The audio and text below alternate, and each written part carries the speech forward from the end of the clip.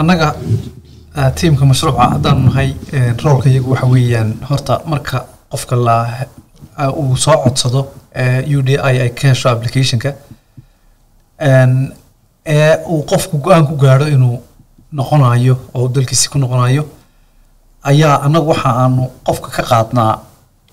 waraysi aan ku eegayno qofkaasi inuu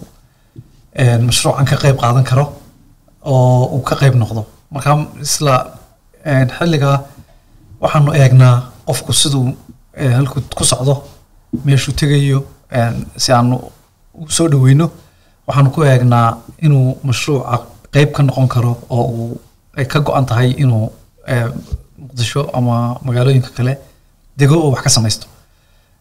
marka DRC roolkeedu waxa weeyaan inay dadku soo noqonaya ama la soo celiyo ee kulliba imanaya Soomaaliya inaanay ku dhicin macaa taakulo la'aan ama ay helaan taakulo mashruucani marka waxa uu xoog saarayaa anagu go'aanka hore ee inuu imanayo iyo inaanu iman qofka iyo dalka uu ka imanaya ayaa inta badan leh anagu xukuma leeyahay waxaan ku leenahay anagu qofku marka uu soo go'aansado ama go'aanka dawladda soo celinaysa ay gaadhay inuu soo noqdo ayaanu anagu waxaan ka caawinaa qofku inaanu noqonin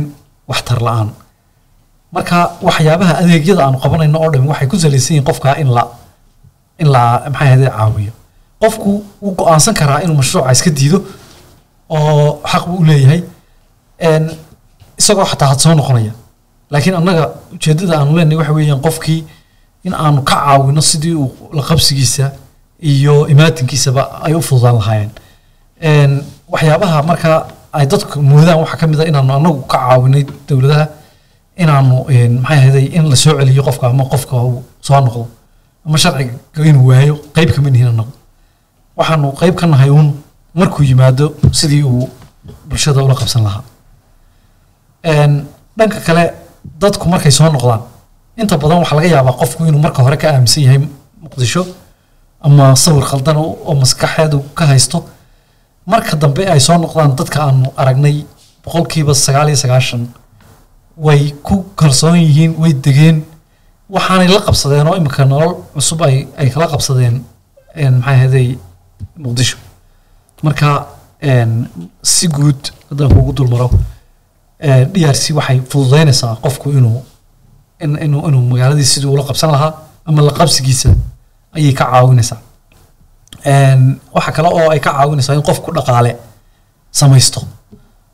oo uu sidoo dhaqaale ula iman lahaa